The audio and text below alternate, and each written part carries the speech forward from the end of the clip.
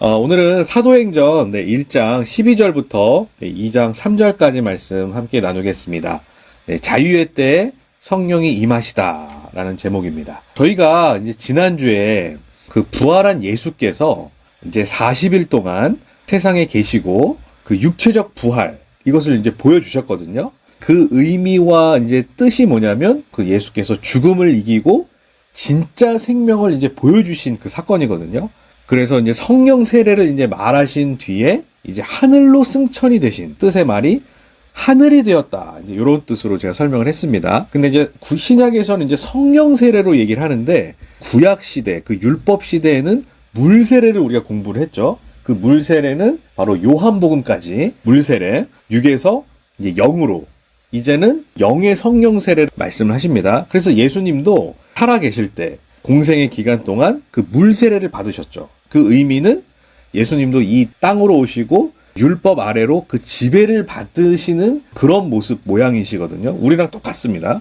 제가 이제 그것을 예수님의 이제 죽음이다. 그래서 예수님의 죽음, 그리고 부활, 또 승천, 이제 재림으로 제가 설명을 했습니다. 요 순서가 그대로 이제 우리의 이야기예요, 사실. 그래서 우리가 여기서 이 땅에서 똑같은 패턴의 그 길을 걷고 통과를 해야만 경험을 해야 하는 일이다. 그것을 삶으로 우리가 증거하는 겁니다. 우리 모두는 실상 그리스도의 순교자입니다. 제가 지난주에도 그 계시록을 통해서 이제 말씀을 좀 드렸죠. 계시록에서는 목배임을 당한 자, 이게 이제 순교자거든요.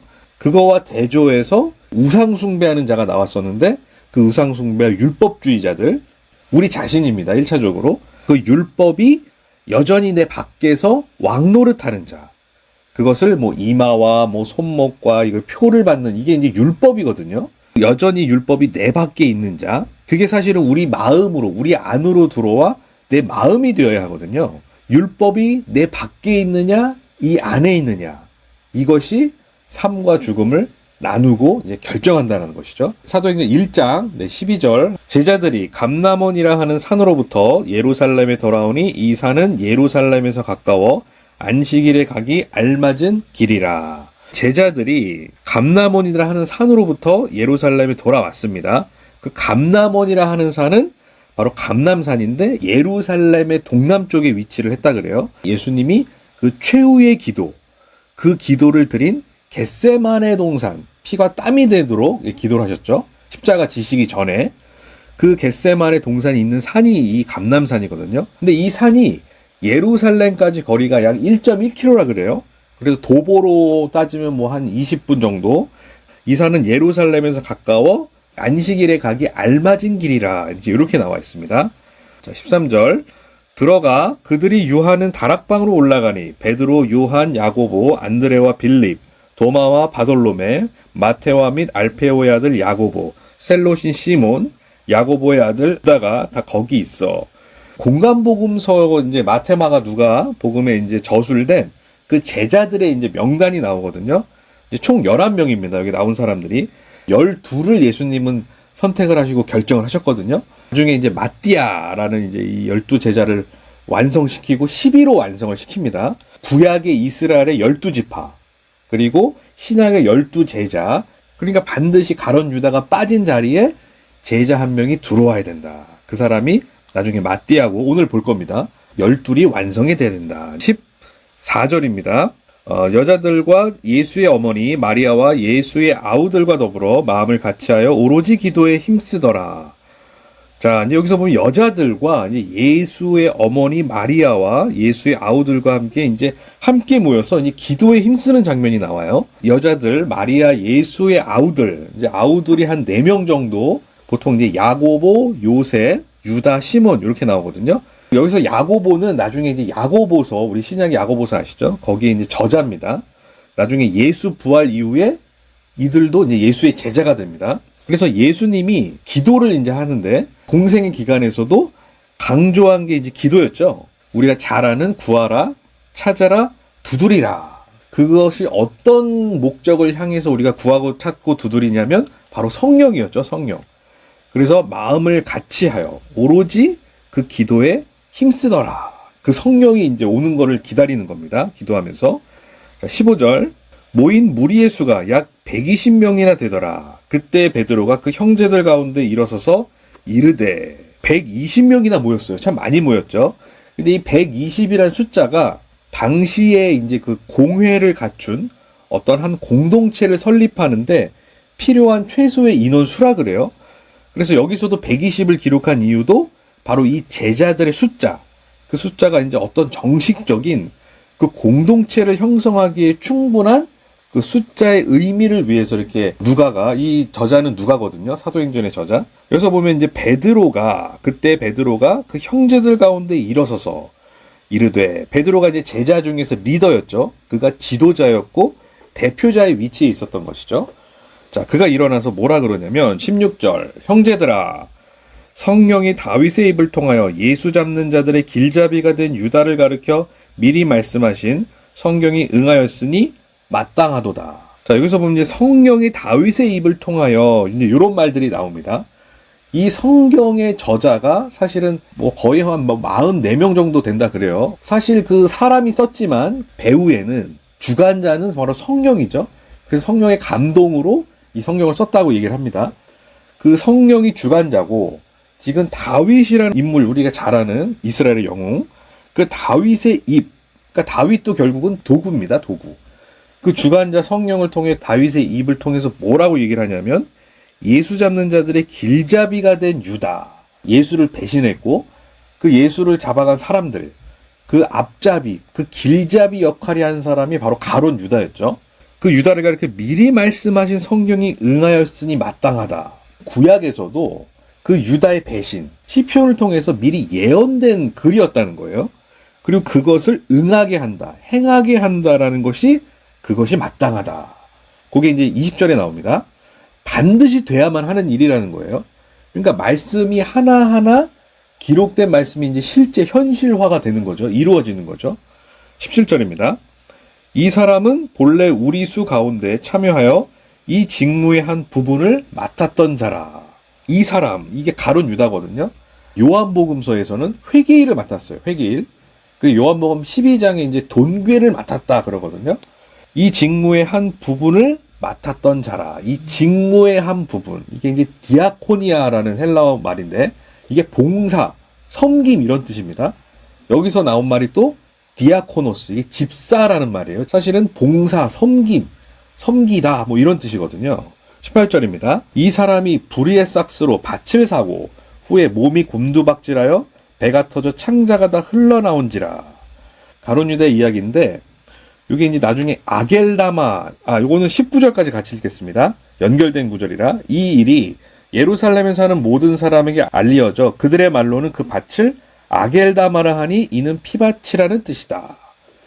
자, 가룟 유다, 그가 이제 예수를 팔고 양심의 가책을 느껴서 이제 스스로 목을 매는 이제 장면 우리 다 아시죠? 아겔다마라는, 이게 피밭이라는 말인데, 이 말의 기원이 그 예수의 무죄한 피를 탄 것의 유래가 되었거든요.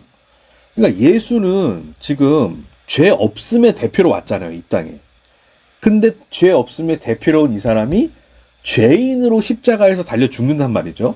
이게 참 아이러니인데, 마태복음 27장에 보면은 좀 자세하게 나와 있습니다. 3절에서 5절 말씀.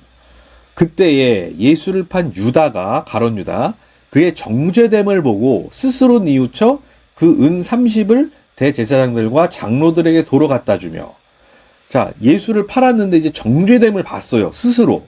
그리고 뉘우쳤습니다. 그래서 은 30을 대제사장들과 장로들에게 도로 갖다 줬어요.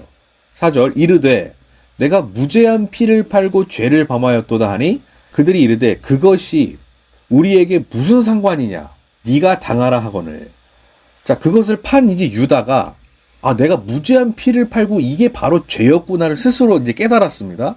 근데 그 사람들이 뭐라 그러냐면, 대제사장들과 장로들이 그게 우리가 무슨 상관이냐, 그 값을 네가 치러라 라고 던져버리는 거예요. 넘겨버린 겁니다. 그랬더니 5절에 보니까 유다가 은을 성소에 던져 넣고 물러가서 스스로 목매어 죽은지라. 근데 여기서 보면은 스스로 목매어 죽은지라, 이 표현이 아페르코마이라는 단어인데, 이게 어떤 뜻이냐면 떠나버리다, 가버리다, 과거가 되다 이런 뜻이에요. 근데 우리가 지금까지 성경을 쭉 공부하면서 그 죽음과 부활을 많이 설명했잖아요. 근데 그 죽음이란 단어가 뭐 다나토스로도 쓰이고 아포드네스코라도 말이 쓰이는데, 여기서 보면은 이 유다가 죽었을 때는 그 말이 없어요. 그냥 떠나가 버렸다, 가버렸다. 왜냐면 예수님이든 뭐 그 제자들이든 우리도 마찬가지고, 그 죽음을 통해서 이 죽음은 부활을 전제로 한 죽음이기 때문에 반드시 그 죽음의 길을 걷고 통과를 해야 되는데, 스스로 목매 죽은 가룟 유다는 어떻게 나와 있냐면 그냥 떠나가 버렸다, 이런 뜻이에요. 그냥 과거가 되어 버렸다. 절대 우리는 과거가 되어서는 안 됩니다. 성경은 과거에서 현재, 영원한 현재를 설명하고 있거든요. 이 현재는 또 마찬가지로 미래를 포함하고 있고, 그러나 차이점이 뭐냐면 스스로 그 죄값을 치렀다라는 거예요. 가룟 유다는 무엇으로? 자기가 스스로 목매 죽은 그 자살로. 우리 지금 기독교 성경적 관점에서는 이 행동이, 예수님이 뭐라 그러시냐면 가룟 유다는 마귀다라고 얘기를 합니다. 사탄이다. 반대편의 선자다. 왜냐하면 그 죄값을 내 목숨, 이 목숨으로 그냥 해결을 해버린 거예요. 근데 내 목숨 하나 끊는다고 이게 해결이 안 됩니다. 왜냐하면 다 죄인이기 때문에, 나도 죄인이기 때문에 그 값을 내 목숨 끊는다고 해결이 안 되는 거예요. 반드시 누군가가, 이 무죄한 자가 그 값을, 죄값을 우리 대신 치러야 돼요. 그리고 우리에게 그 무죄함을 넘겨줘야 됩니다. 이게 구원이잖아요. 우리 다 아는. 그래서 예수가 우리 대신에 그 일을 완성을 한 거죠. 그래서 우리가 구원을 받은 겁니다. 예수를 통해서. 그래서 예수가 길이고 진리고 생명이잖아요. 그 예수를 통하지 않고서는 아버지께 올 자가 없다. 우리가 요것도 많이 공부를 했죠. 20절 시편에 기록하였으되 그의 거처를 황폐하게 하시며 거기 거하는 자가 없게 하소서 하였고, 또 일렀으되 그의 직분을 타인이 취하게 하소서 하였도다. 요 이제 구절들이 이렇게 두 구절이 지금 나오고 있는데, 자, 이 사건이 지금 구약 시편을 인용을 한 거거든요. 69장 25절의 말씀인데, 그 69편은 어떤 편이냐면 이 시편 기자가 다윗입니다. 자신의 원수들이 거하는 그 거처를 황폐케 해달라는 그 기도예요. 근데 지금 여기서는, 이 맥락에서는 베드로가 이 구절을 가룟 유다에게 지금 적용을 시키는 겁니다. 그의 거처를 황폐케 하시고 거기 거하는 자가 없게 하소서. 왜냐하면 자신을 괴롭히는 원수들이기 때문에. 그리고 그 다음 절에 보면은 그의 직분을 타인이 취하게 하소서. 요것도 시편 109장 8절의 말씀을 인용을 한 건데, 이제 그 직분, 이것도 이제 원수가 죽어서 그 맡았던 임무를 타인이 이제 취하게 해달라는 기도거든요. 이제 가룟 유다가 빠졌죠. 그리고 그 자리에 새 계승자가 이제 임명이 되는데, 그게 바로 구약의 12지파, 그리고 신약의 12제자, 이제 사도입니다. 이제 사도가 이제 완성이 되는 이제 그런 장면입니다. 21절 이러함으로 요한의 세례로부터 우리 가운데서 올려져 가신 날까지 주 예수께서 우리 가운데 출입하실 때에, 요거 22절까지 함께 하겠습니다. 함께 다니던 사람 중에 하나를 세워 우리와 더불어 예수께서 부활하심을 증언할 사람이 되게 하여야 하리라 하거늘. 요한의 세례로부터 우리 가운데 올려져 가신 날까지. 자, 지금 이 예수가 요한의 세례를 받고 이제 공생애를 시작했잖아요. 3년 반. 그리고 이제 올려져 가셨습니다. 그게 이제 승천이죠. 그가 부활하여 승천. 그리고 그 승천이 이제 재림, 하늘로 이제 나타나는 겁니다. 파루지아. 그렇게 날까지 주 예수께서 우리 가운데 출입하실 때 관계를 소통을 하는 겁니다. 출입하실 때 22절 항상 우리와 함께 다니던 사람 중에 하나를 세워. 예수와 그 공생의 기간 동안 함께 생활했던 자 중에서, 이게 제자들이거든요. 그 제자들 중에 이제 부활하심을 이제 증언할 사람들, 부활하심을 증언할 사람들, 이게 바로 예수의 이제 증거자의 사명이거든요. 우리의 사명이기도 합니다. 우리도 그 예수의 그 증거를 이제 우리도 받은 사람이잖아요. 그의 부활하심. 그러니까 죽고 부활과 승천이 다 하나인데, 결국 우리도 거기에 동참하여 죽고 부활하고 승천하는 이 구원의 길과 여정을 우리도 똑같이 동시에 걸어가고 있다는 말이죠. 그래서 부활하심을 증언할 사람이 하리라 하거늘.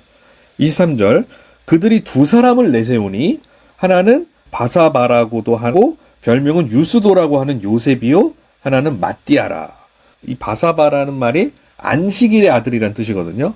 근데 이제 별명이 뭐냐면 유스도라고 하는 요셉입니다.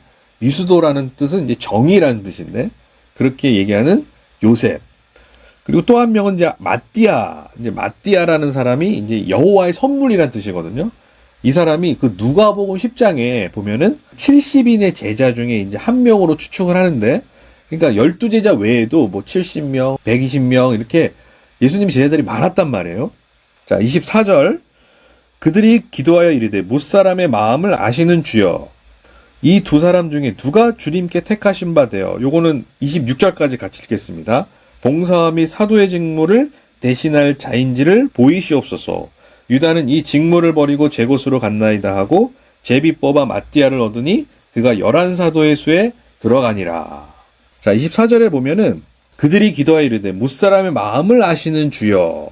자, 이제 주님께 기도를 하는데 두 사람 중에 누가 주님께 택하신 바 되느냐. 25절에 봉사와 및 사도의 직무를 대신할 자인지를 보이시옵소서.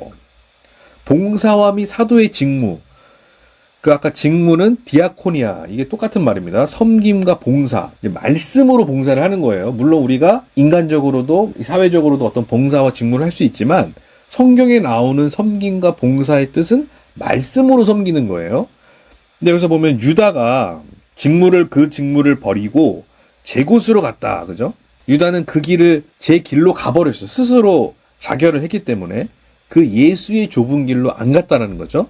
제 곳으로 갔어요. 근데 제 곳이라는 말이 어디냐면 자기의 장소란 뜻이거든요. 그러니까 천국과는 반대되는 말이죠. 하나님 나라의 반대. 자기의 장소. 거기가 이제 지옥인데 하나님 나라의 장소와 반대되는 그 자기의 장소.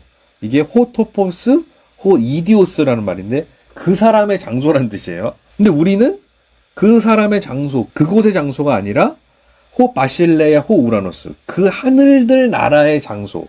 거기가 천국이잖아요. 그 나라, 하나님의 나라. 대조적으로 이제 얘기를 하는 겁니다. 제 곳으로 갔나이다. 그리고 제비 뽑아 마띠아를 얻으니 그가 11사도 수에 들어가니라. 이제 제비를 뽑았는데 마띠아가 여호와의 선물이란 뜻 12사도가 이제 완성이 되는 겁니다. 2장 1절. 오순절날이 이미 이름에 그들이 다 같이 한 곳에 모였더니. 자, 오순절날. 그 오순절이란 뜻이 이제 50이란 뜻이거든요. 50. 이게 구약에서 이제 희년이라고 해서 50년. 49에서 이제 50년으로 넘어갈 때 그 50이라는 뜻이 자유와 해방의 뜻이거든요. 하나님의 영, 이제 성령이 임하는 그때를 말하는 겁니다. 근데 이제 6월절 그 주간에 이제 안식일 7. 안식일은 7이잖아요. 숫자 7. 그 안식일로부터 50일째 되는 날에 지키는 절기이거든요. 유대인에게 이제 3대 절기가 있는데 바로 6월절, 오순절, 이제 초막절이 있습니다. 근데 이 중에 이제 오순절, 우리 지금 오순절 날이잖아요. 그 오순절은 그 6월절 기간 동안 처음 익은 그 보리곡 식단을 이제 제단에 드린 날부터 이제 시작해가지고 그 밀 추수가 끝나는 49일. 이게 7주거든요. 49일이 추수기간 다음 날이라서 이걸 또 뭐라 그러냐면 77절이라고도 합니다. 또한 뭐 맥추절이라고도 하고 초실절이라고도 하는데 그 구약에서 보면은 이 시내산에서부터 거기서 이제 율법을 모세가 받았잖아요. 근데 그 율법을 받은 날이 기간을 따져보니까 연대기적으로 50일째 되는 날이라 그래요. 또 마찬가지로 신약의 50, 그 희년, 해방의 때, 그때에 어떤 일이 벌어지냐면 하나님의 성령이 이제 임재한단 말이죠. 오순절의 이제 의미입니다. 한 곳에 모였더니, 이제 보통 이것을 우리는 마가의 다락방, 이제 이렇게 얘기를 하는데, 자, 2절입니다. 후련히 하늘로부터 급하고 강한 바람 같은 소리가 있어 그들이 앉은 온 집에 가득하다.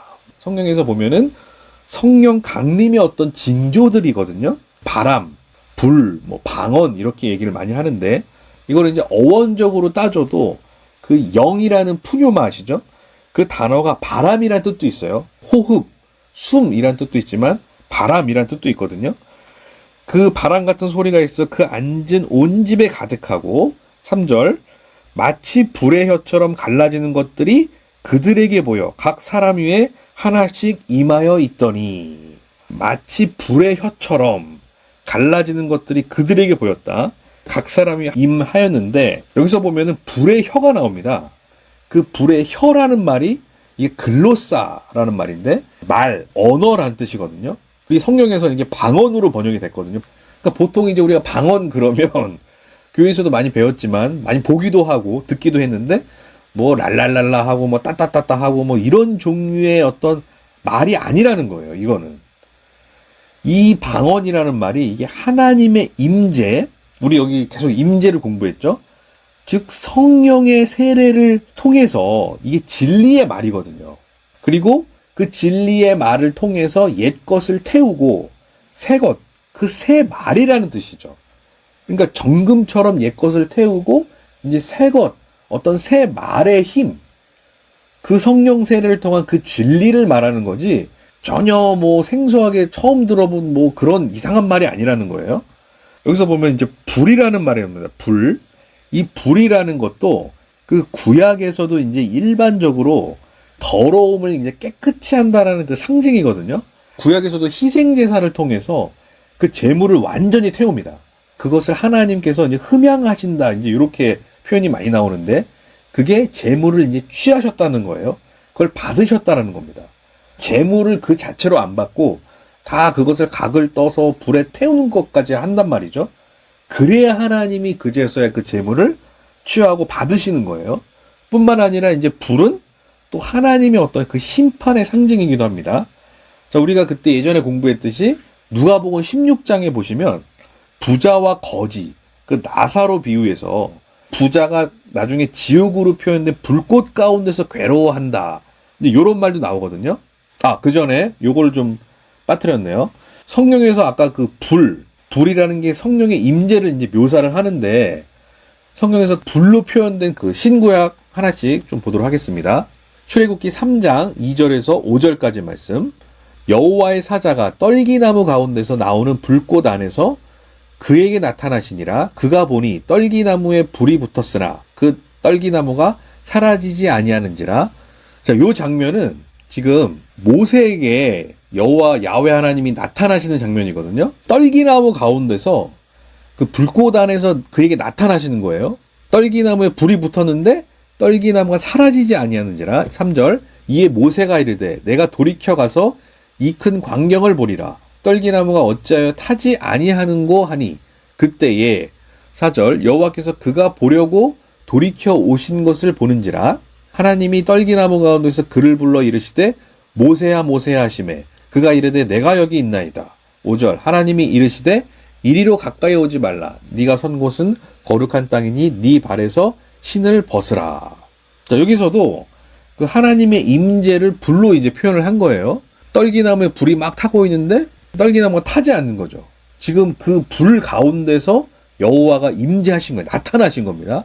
모세야 모세야 내가 여기 있습니다. 이리로 가까이 오지 말라. 왜? 여호와가 있는 곳은 거룩한 곳이고 땅이기 때문에 네 발에서 신을 벗으라. 벌써 창조주와 피조물, 거룩과 거룩하지 않음, 그 부정에 비교를 하시면서 대조를 하는 겁니다.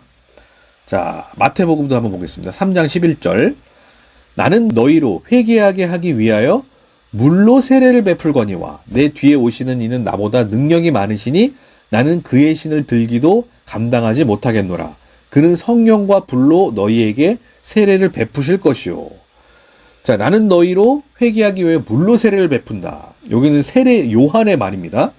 근데 뭐라 그러냐면 내 뒤에 오시는 이, 이게 예수님이죠.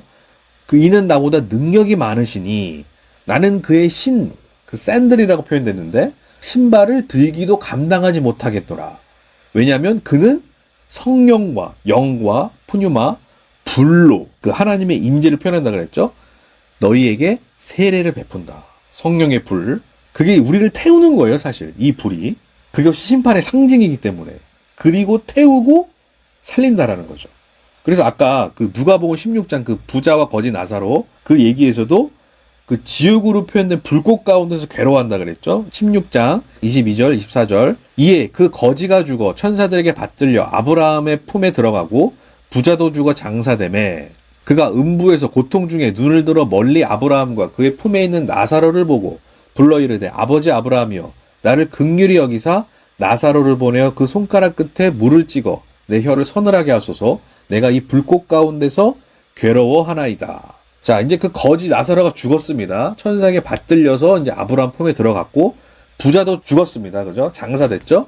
근데 그가 음부, 하데스, 이게 지옥이죠? 거기서 눈을 떴는데 멀리 아브라함과 그의 품에 있는 나사로를 보고 품에 있다는 거는 연합이란 뜻이죠. 함께 있다는 뜻입니다. 불러 이르되 뭐라 그러냐면 아버지 아브라함이여.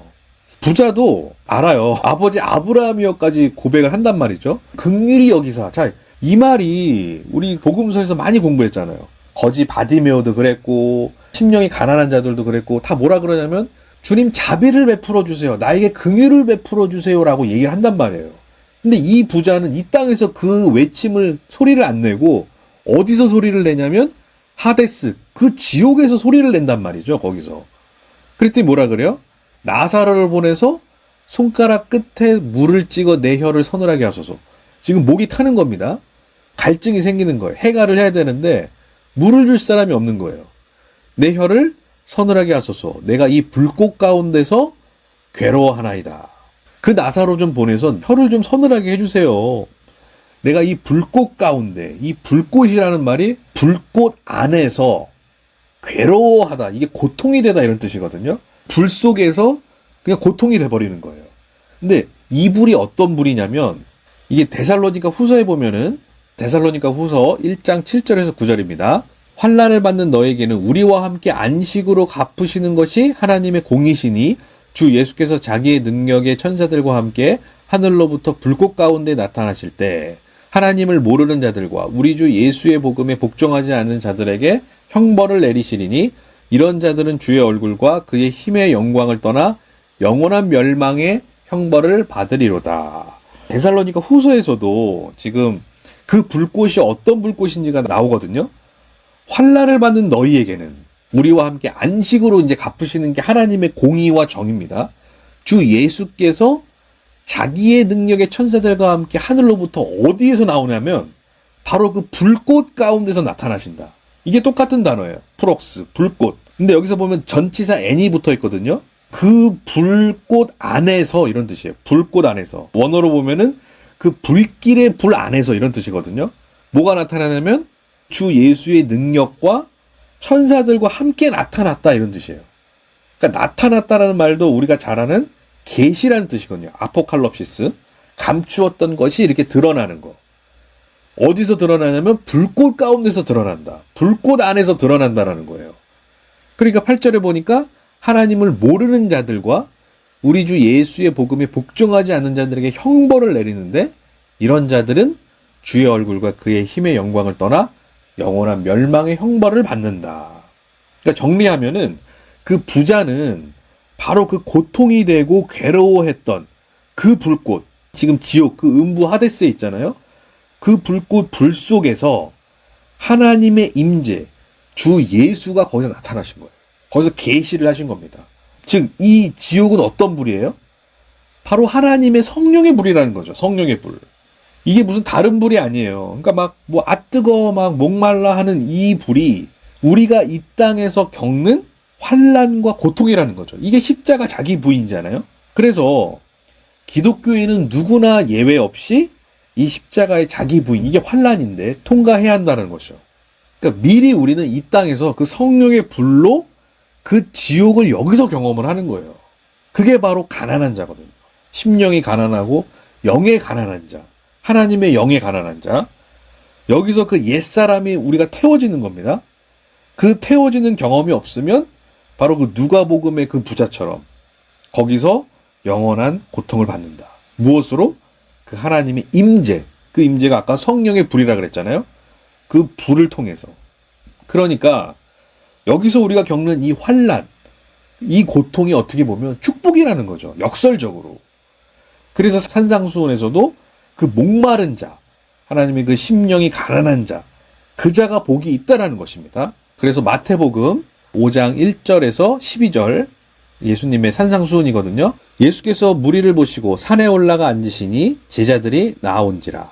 입을 열어 가르쳐 이르시되. 자, 이제 예수님이 입을 열어서 말씀을 하시는 거예요. 3절 뭐라 그러시냐면 심령이 가난한 자는 복이 있나니 천국이 그들의 것이며. 이 팔복이 다 그 앞에 뭘로 시작하냐면 헬라어 원어로 보면은 마카리오스. 그것이 복이다. 복 있는 자들아. 이렇게 시작을 한단 말이에요. 근데 그 복이 어떤 복이냐면 우리가 이 땅에서 생각하는 그런 복이 아니고 심령, 하나님의 그 영에 가난한 자, 푸토코스, 그 영에 가난한 자가 복이 있다. 그들이 천국이다라는 거예요. 그게 복이라는 거죠. 4절.